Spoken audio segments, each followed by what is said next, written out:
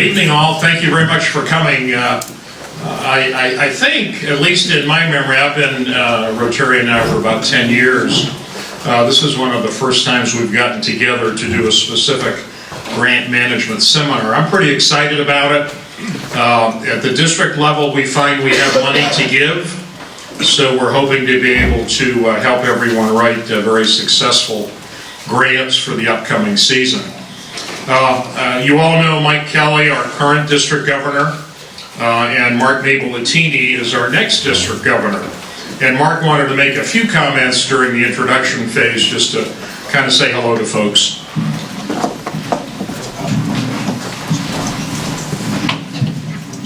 Thanks, Frank. Again, I thank all of you for being here tonight, too.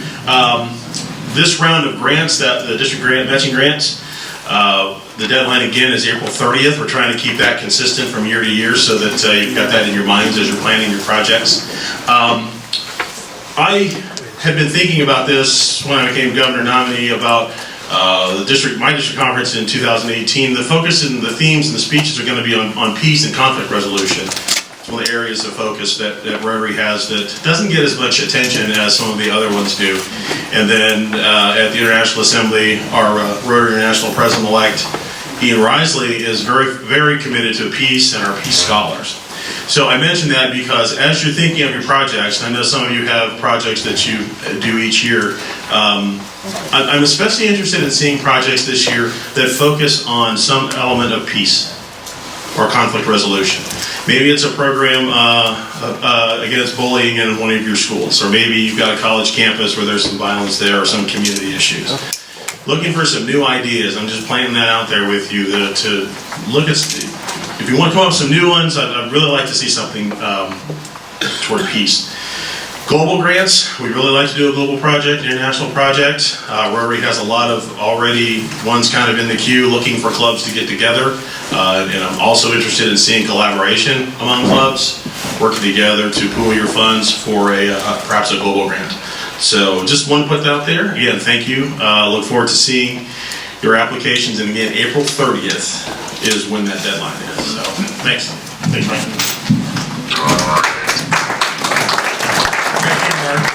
I should mention that April 30th is just about a day or so after our district conference, which is April 28th and 29th. It's going to be quite an exciting celebration. As you know, the Rotary Foundation this year is 100 years old, and we'll celebrate in Atlanta in June at the Rotary International Convention. But here in our district, April 28 and 29 will be our celebration. The location of the district conference rather, will be the Manor House, which is a pretty exciting place to have an event from what I understand. So we're all pretty excited about what's happening there. We'd love it if everybody would attend. Registration is open on the district website, so you're welcome to sign up. As I look out in the audience, I want to thank all of the past district governors that are here. I appreciate very much all that you've done to get our district to where it is today. As I mentioned, I've only kind of been associated at the district level with this particular task of Rotary Foundation Chair for a short time. But as you can see, all of the conservatism that's gone into funding, the fact that we are a very well-funded district, the fact that we have a great deal of money for global grants and for district grants is kind of a wonderful tribute to everything that's gone on in the past. So with that, I wanted to introduce Todd Lindley. Todd is in from St. Louis. My first association with Todd was in Cincinnati, and they had a district Rotary Foundation chair level of seminar where we were able to sit down with Todd for just about the whole day as new district Rotary Foundation chairs and kind of learn what was really going on within the Rotary Foundation. And I found him to be a very good speaker, made a wonderful presentation, very knowledgeable, and I believe Todd, you've been in Rotary for just about 30 years, maybe a little longer than that. I tried to send out to the clubs his biography, which is lengthy, but if I may, at this point in time, you do have the agenda in front of you, and As you notice, it runs till about 9. We're hoping to get out a little bit earlier, but nevertheless, Todd is going to lead this presentation for us, and I look forward to it. Thank you very much, Todd.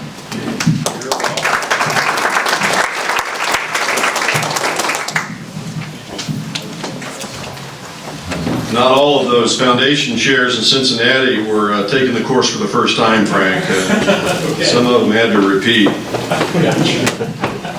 I was at Paneras on this afternoon and listening to some high school kids in the next table, and they were talking about their ACT scores, and they weren't very happy.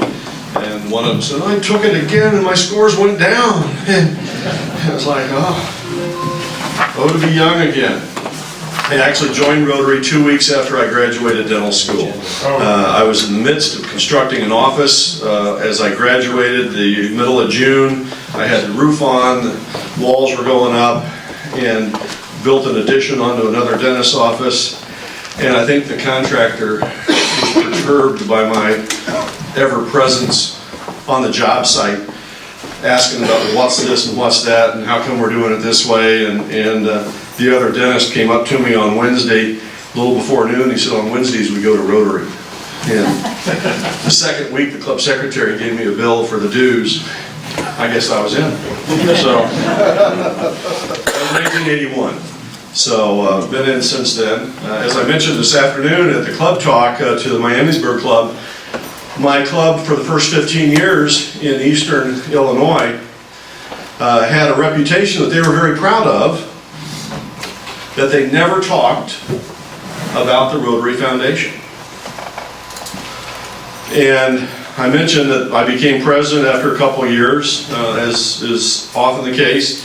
And back then there was no internet, no email. You actually got mail from Rotary every week, often every day, sometimes several pieces a day, because every different committee had something they wanted to share with you. And this stuff from the Rotary Foundation looked interesting to me. And so I sent him in some money and started the whole ball rolling way back then. As I moved to St. Louis about 23 years ago, actually longer than that now, but I bought an office 23 years ago and sold the one in Illinois. I found a club right there, a few blocks from my office, and they were very active with the foundation. And started going to district seminars, and one thing leads to another. The district governor called, and I took the phone call. That's oftentimes a mistake. He said, I want to have breakfast with you. So I went, yeah, it's just advice. If you see the governor, like, maybe I'll send him a text.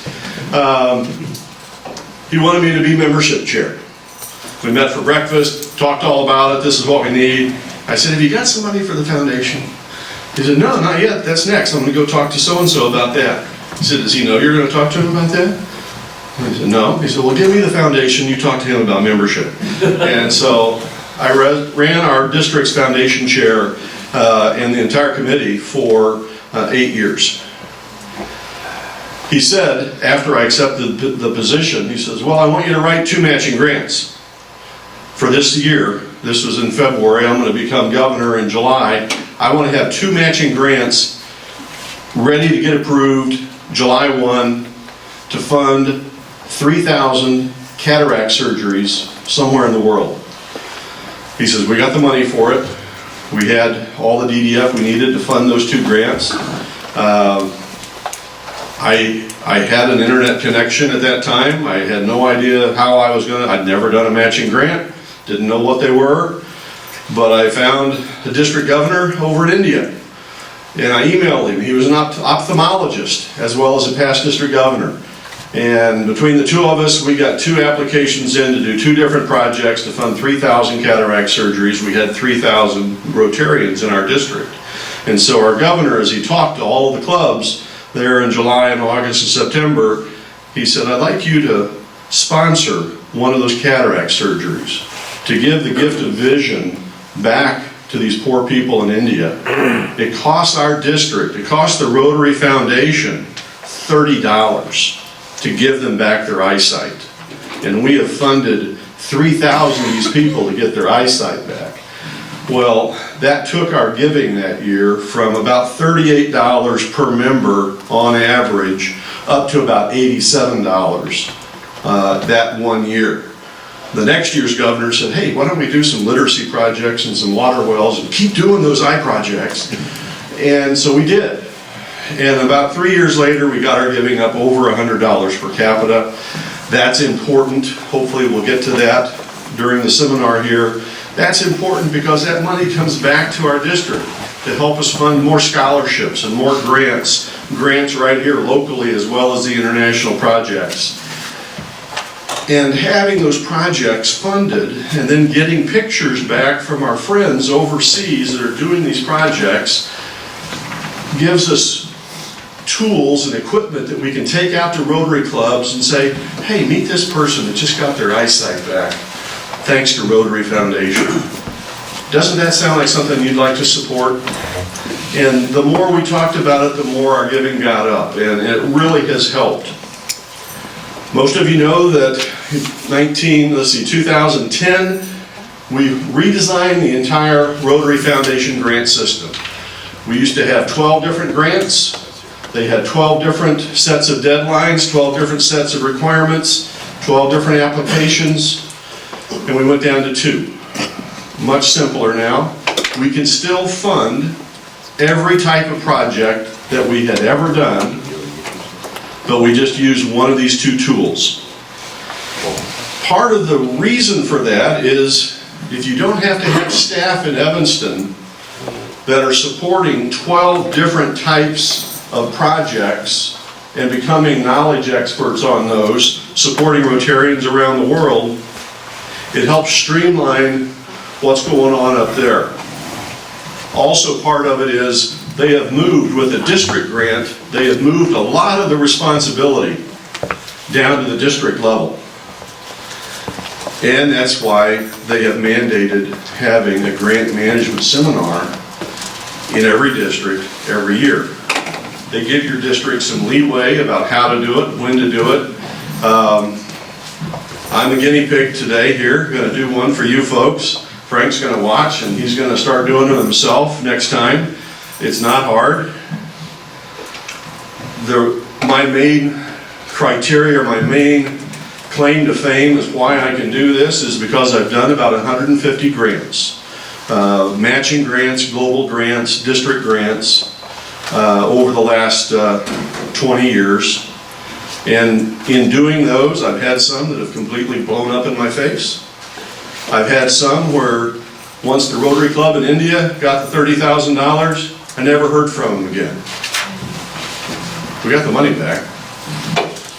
Had some where the work got done and the club would never write me back to do the final report until they got the letter from Rotary International kicking them out of Rotary. Then they decided, well, we better write that report. And it's the things that we'll learn here during this seminar today that make it that important. One of the reasons Rotary is one of the top 10 foundations in the world, one of the reasons we have a 100% approval rating from Charity Navigator is because we have excellent financial management. So this grant management seminar is part of that. I apologize for working from notes, but the goal of this is when I'm done, I'm done. And I got plenty of time to answer questions and all that, but you know, I'm a past district governor. And you give me a microphone and I can go for hours and hours. So this way we both know when we'll be done.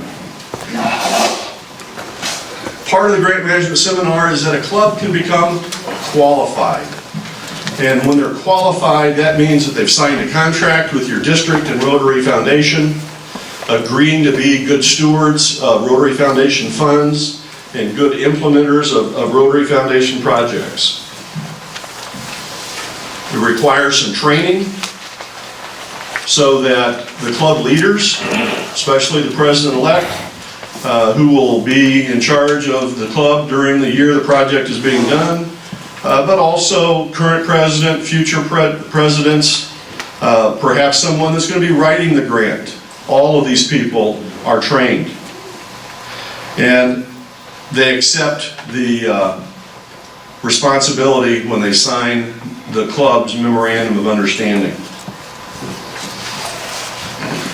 This is the new system of our Rotary Foundation. We just had two types of grants, the district grant and the global grants. The district grant can be used for many, many, many things.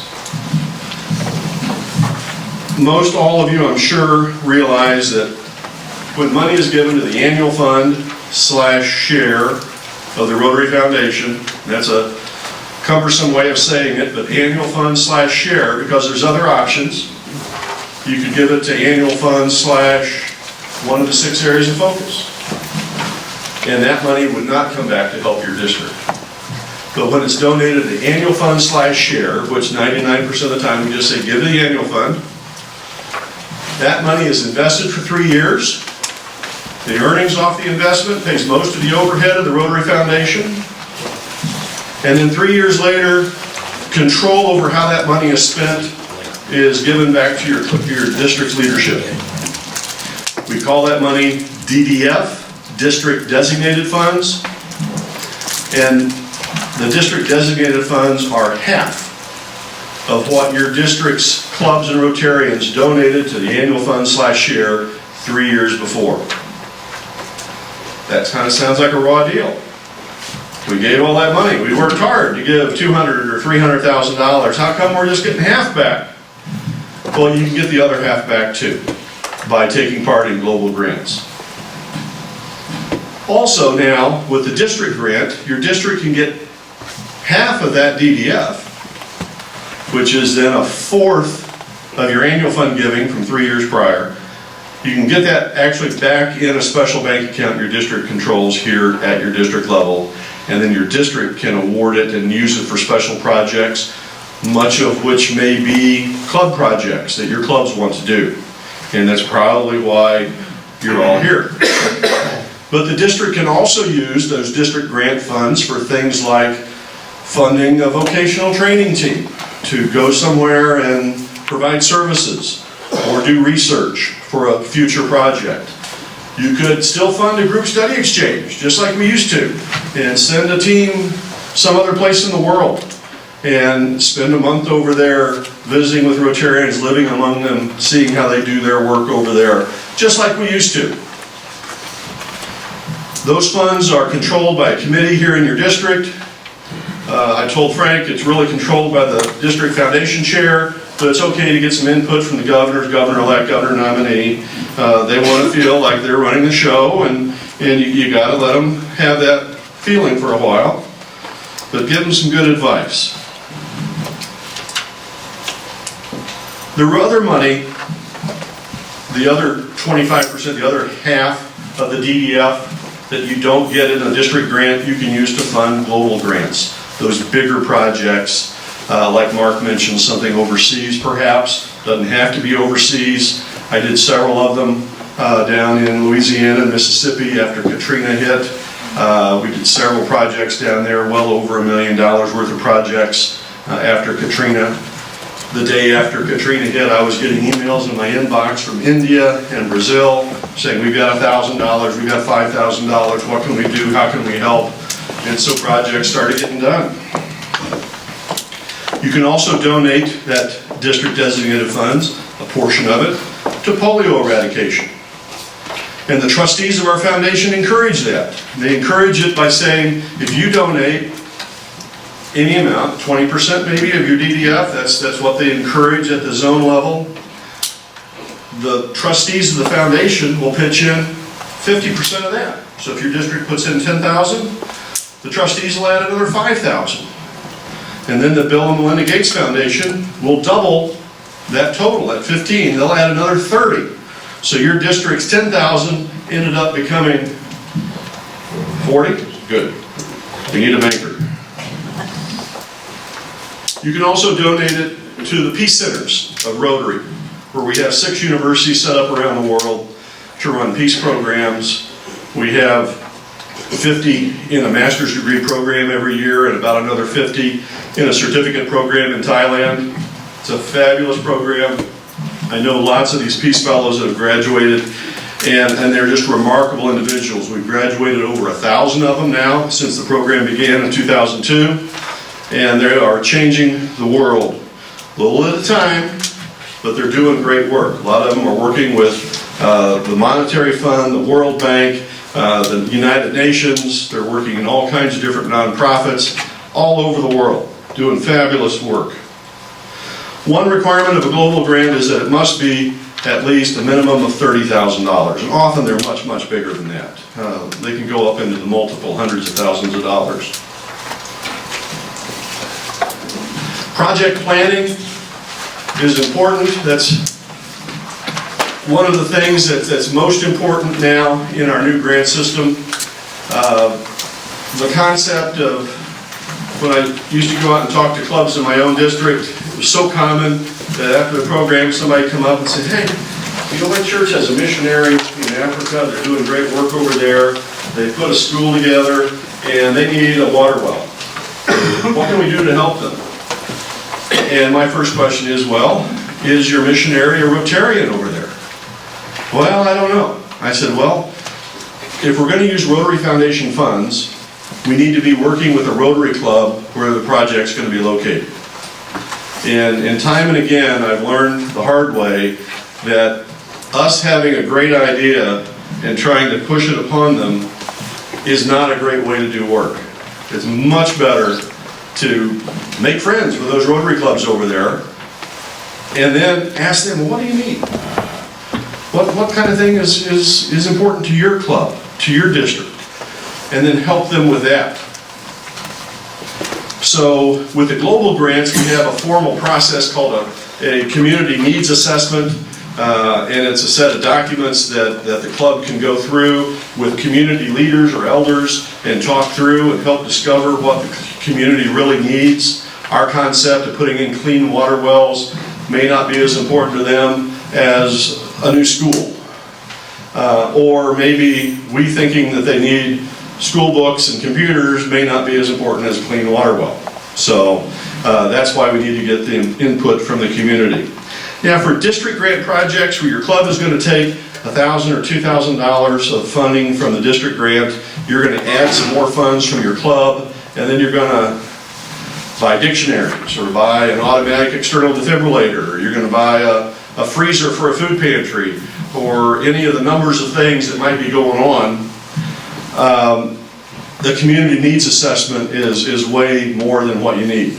Plus, our Rotary clubs are blessed with having a huge array of people from the local community, and through a brainstorming session we can probably come up with community needs. And also these projects that we're planning to do are not really intended to satisfy all the needs of the community. We're going to fill a niche. But it's still a good idea to have ideas and from the community about what is needed. It may be coming from your school district, it may be coming from your parks department, from a food pantry, some organization like that. If you don't know what is needed, then you won't really know if you're helping a need when you do the project. We require that projects be sustainable and that we steward the money well. Sustainability is not as hard on these district grant projects because they're smaller. They're not going to be self-perpetuating and funded like a global grant must be. The principles of sustainability really apply more to the global grant than the district grant. But some of your clubs, as Mark mentioned, he's hopeful that some of your clubs will be interested in starting a global grant project and doing one. And so you need to know the concepts here. The whole idea with sustainability is that once the money has been spent and the project has been completed, that whatever you did is going to be able to continue to live on its own afterwards. So either an organization that you're helping has agreed to come up with the necessary funding to keep the project going, or the project itself is sustainable. One concept of sustainability is training. So with matching grants, we used to buy a lot of equipment for hospitals and medical clinics, And that in itself is not sustainable. Because if an ultrasound machine goes out in a medical clinic in rural Uganda, they can't call up Siemens and have them run over and have the tech fix it. So we need to build in some sustainability there, and a lot of it is training. That yes, we can provide a piece of equipment, but then we need to train the medical personnel on how to use it. And that makes the project more sustainable. I showed an example this morning of cleft lip surgeries that we were funding down in Mexico. And we trained the hospital staff, the surgical nurses, the physicians, on some new techniques. So that not only did we fund 20 or 30 cleft lip surgeries, but we also trained the physicians so that they can continue to do more and better surgeries from now on. And so that makes it sustainable. We also want to know, have we increased capacity? So by doing this project, they used to be able to help 100 people a year, now they can help 300 people a year. That's something that's measurable, as well as increase that capacity. Also, we want to make sure that we're optimizing the use of local resources, where it's so common and kind of a knee-jerk reaction when I started doing grants is like, oh, we want to buy 10 computers. Well, let me go over here and see what I can get 10 computers for, and we'll ship them down there. Much more powerful if you're going to buy the equipment right there. You're going to make some shop owner very happy when you fund the purchase of 10 computers, as an example. And as computers are wont to do, when you give them to a school, when the first one goes down, they've got somebody right there local they can call. And he was so happy to provide the 10 machines, he's going to be happy to provide some support and keep everything running.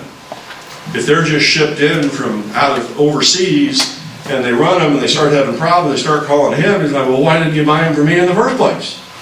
So there's a lot of that. Buy stuff locally. Not only do we not have to worry about importing and having them stolen at customs, which happens a lot, but you're using local vendors who are going to be very happy to continue to provide services. The other part of it is you got to think of the consequences. I had some friends in Niger installing water wells out in rural villages. And they could put one of these water wells in a day.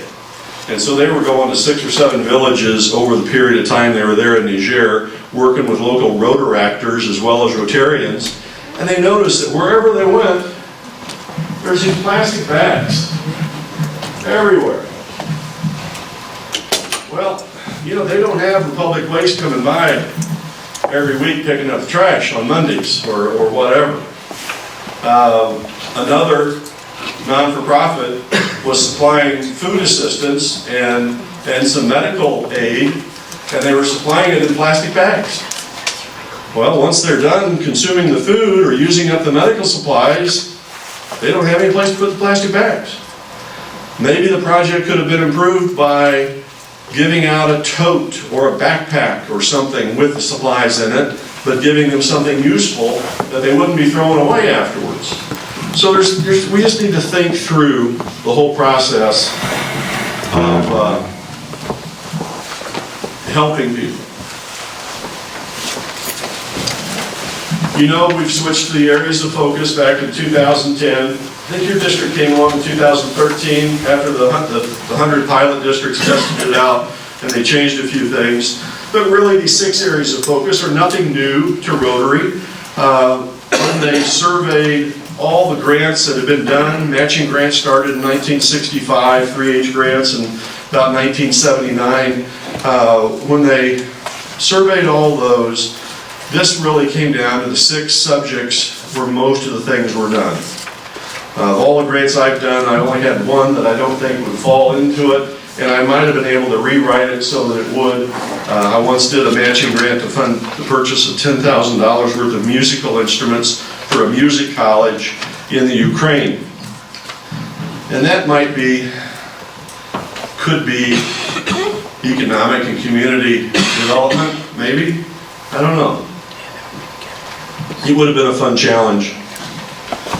When I didn't really like the project that well, but my parents were both music majors in college, and I kind of felt obligated. Plus, the Rotary Club that came up to me with the project said, we want to do this because our Rotarian here, who's the head of the music department at the university, has been going to the Ukraine every year for 5 years, teaching and leading workshops over there. And it's a $10,000 project, and our club has $3,000 cash we want to put into it. I'm like, oh, you said the magic words. They came with cash to help fund the project. And so that was a big help. It got approved, and I hope the music instruments are doing well. If there's a Ukrainian orchestra somewhere going well there. So we are doing our global grants with these 6 areas of focus. Oftentimes, our district governors encourage clubs to use their district grant projects under these 6 areas of focus. It's not technically a requirement, but you can see how giving out dictionaries to all the 3rd graders might fall under basic education and literacy. Our club last year gave out warm coats, and we just gave them to our school district. They have social workers that could identify children that might not be wearing warm coats when they needed them. And so that could be maternal and child health. So we're lining up with the areas of focus. Stewardship, part of that is coming to a meeting like this and kind of learning the concepts, hearing us talk about the jargon about sustainability, stewardship, measurability, outcomes, and learning about the rules and regulations, that kind of thing. Also about record preservation. We mentioned that the foundation has moved a lot of the responsibility to our district. Well, actually the responsibility has been moved all the way down to the clubs. It's the club's responsibility to maintain records for each of these district grant funded projects that they do. They need to keep them for at least 5 years. So not only the application, but also the final report. Copies of receipts. They need to be, if they bought durable goods like computers or freezers or things like that, they need to go back about once a year and check with the organization they gave it to make sure they're still there. And that needs to be recorded in the records. It needs to go on for about 5 years. So that sometimes is the weak link. But once your district has been audited by the Rotary Foundation, which my district has, we've gotten really good at record keeping. No. And we accept copies, like your district does. We want to receive copies of those receipts, copies of the bank statements for the period of time involved with the grant, copies of your spreadsheet showing we got the money, this is what we spent it on, now we're back down to 0. So the district wants to receive copies of that, but the originals need to be kept somewhere secure in your club records for at least 5 years, 5 Rotary years afterwards. So if Fred's keeping them in a shoebox in his garage, and Fred gets a job out of town and he moves, you've lost your records. So technically, most of these records might be able to be kept online at a OneDrive or Dropbox or any number of online storage places. But if you want to keep physical records, you need to know where they are, and they need to be someplace secure. Part of stewardship is using resources appropriately. This may mean buying from Rotarians. It might mean getting 3 or 4 bids so that you make sure that you get the best price. Because if every year you're buying stuff from Rotarians, other people in the community might be seeing that and say, well, they're just making each other rich. You know, this foundation thing, it's a gimmick. And so we need to be able to make sure that we can show that we went to 3 or 4 different vendors and they were going to give us this price, and our Rotarian was able to give us a better price, and just out of the kindness of his or her heart. So we need to make sure that it's documented. Also, if an organization that we're helping, maybe a food pantry or something like that, if a Rotarian is on the board of directors, of that organization that you're helping with your district grant project, that needs to be spelled out in the application to make sure that there is no hidden conflict of interest. Also, that person should not be the one writing the grant application. Other people in the club should be doing it. So it's clear that he's not trying to fund his own organization through this Rotary Foundation grant program. When you do global grants, the foundation requires separate bank accounts for those grant funds. My own district requires us to keep separate bank accounts if we do an international district grant project.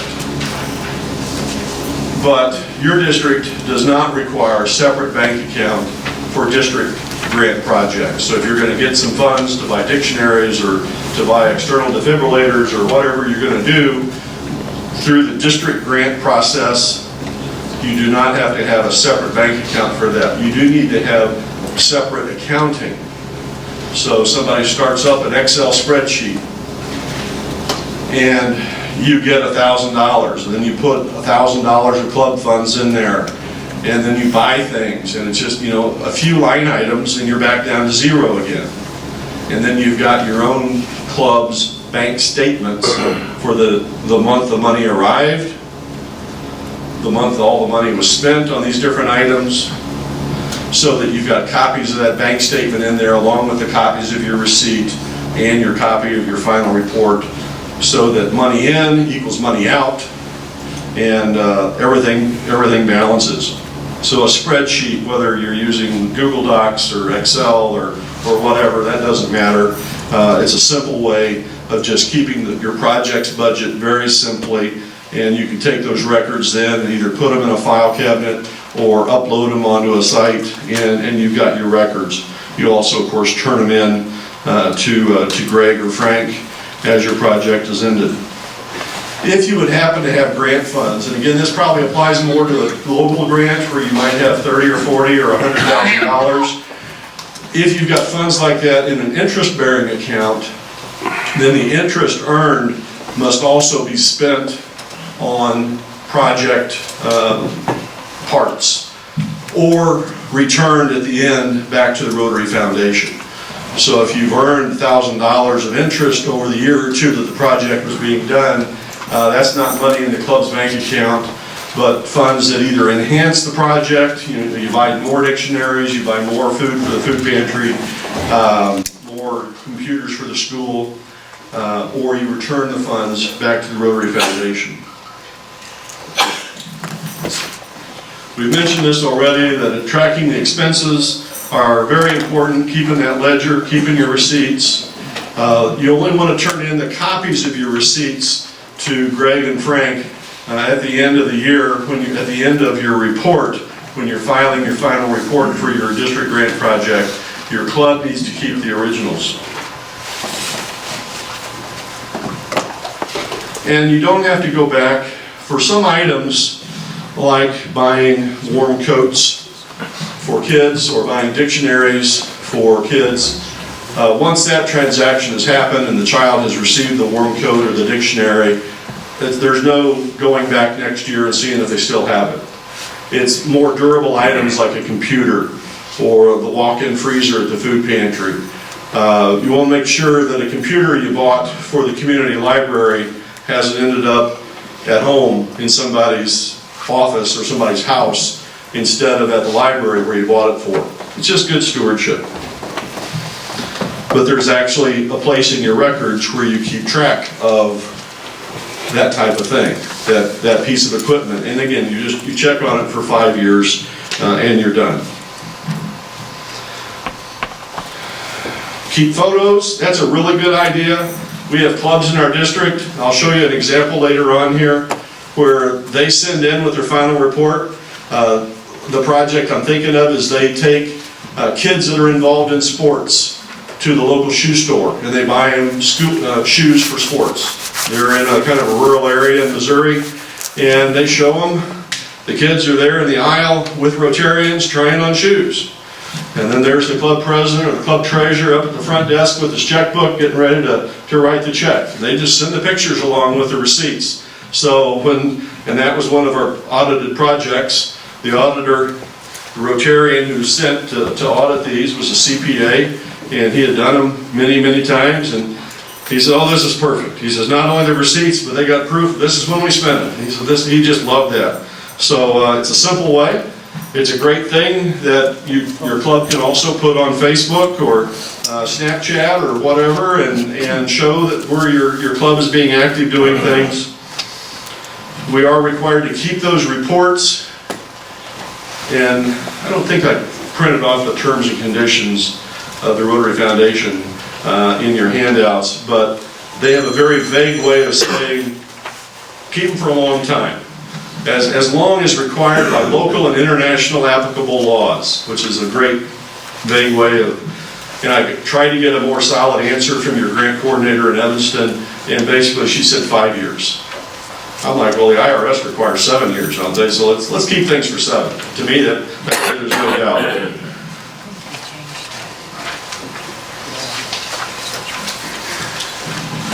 So to kind of go over global grants and then move on and focus all the rest of the time on our district grants. Global grants require that a club in the area where the work is going to be done be the host sponsor. And so that's a Rotary club in India, Brazil, Uganda, Kenya, wherever. They're the sponsor. They've probably come up with the idea. They've been emailing back and forth with you, developing things out. They've been sending you bids and estimates. You've worked up your budget. You also need one club on the international side. And for us here in Ohio, that could be that the Rotary Club of Miamisburg wants to do a project here that's going to qualify for a global grant, a big project of some sort, and they find a Rotary Club up in Canada. They'll be an international sponsor. That's another country. And so they can do it that way. More often, like I showed at lunch today, our district is an international sponsor, and we had some projects with your district, and 5 or 6 or 7 other districts here in our zone, in our local region, and we all put our money together into a project, and then we did it in India, or in Uganda, or Kenya, or Rwanda, or wherever. And so that's the requirement, and that's what's different about global grants versus district grant. With your club getting a small amount of money to do a district grant project right here locally, you don't need an international sponsor. Now, if you want to do an international project, your district does require that you make contact with an international club over there and have them on board with it. That's part of the application. The project minimum is $30,000. Really, the project minimum is $15,000 from the Rotary Foundation. And if you put district designated funds in, that gets a dollar for dollar match, so that makes $30,000 the smallest project. If your district did not have any funds to help your club do a global grant, and your club was going to have to fund it all with cash, that only gets a 50-cent on the dollar match. And so that would make the smallest project funded totally by cash $45,000. Because that 15 from the Rotary Foundation is the minimum. The global grant has to hit an area of focus. We already mentioned that the district grant does not. One thing that's true in both the district grant and the global grants is that no work can be done until you've received, technically until the grant has been approved, but more realistically, you can't do anything until the money is in the bank. So you folks are going to apply for your district grant projects by April 30. You're probably not going to get the money in your club's bank account. You're not going to have the check arrive until mid-August. Maybe a little earlier, but you can't count on it. Don't do anything. Don't buy anything. Don't start anything until you've got the check.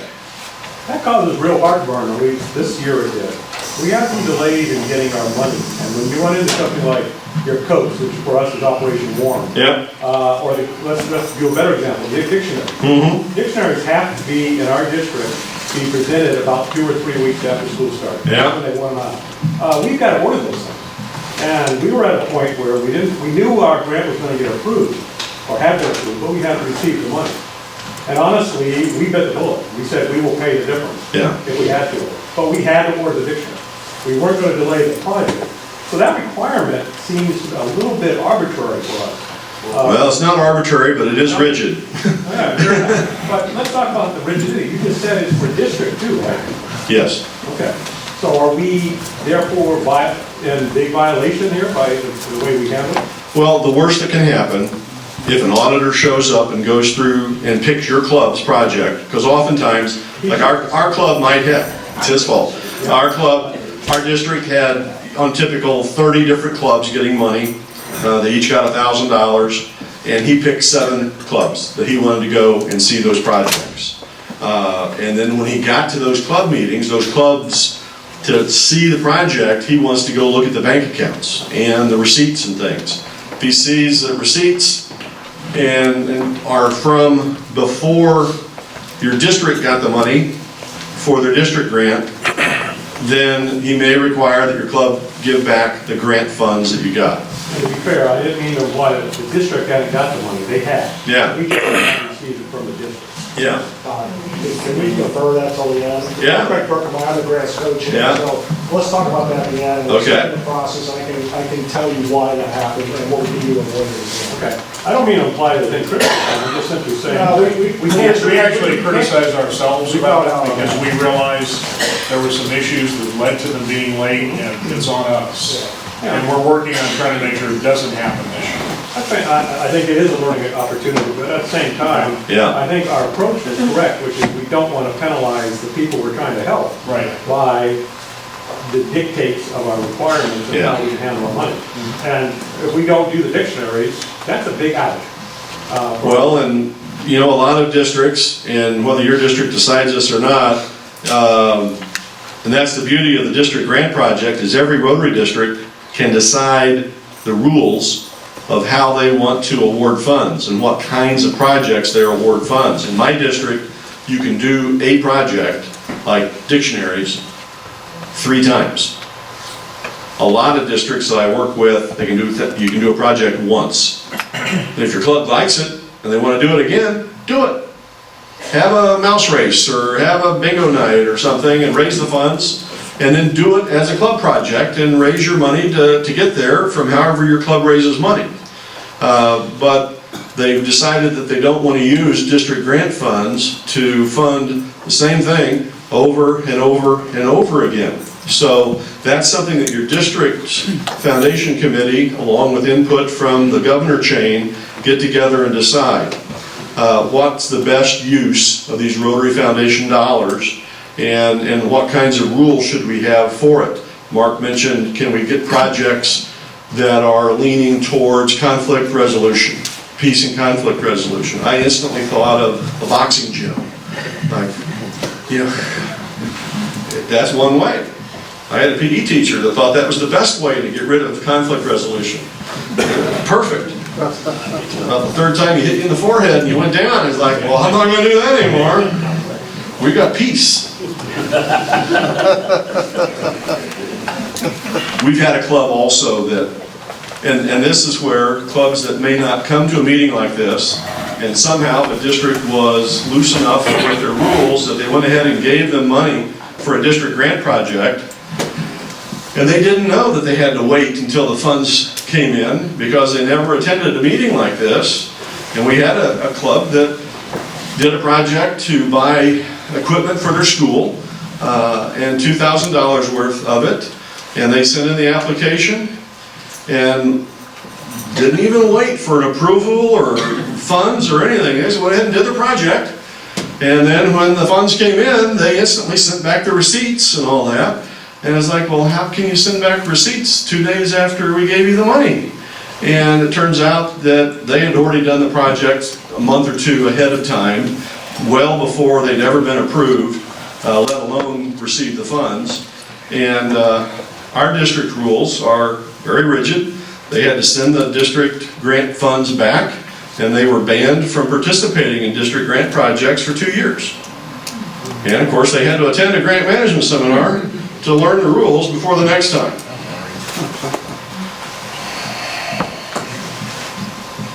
when you have an idea for a global grant, talk to your grants chair, your global grants chair, saw him here earlier, and your foundation chair early.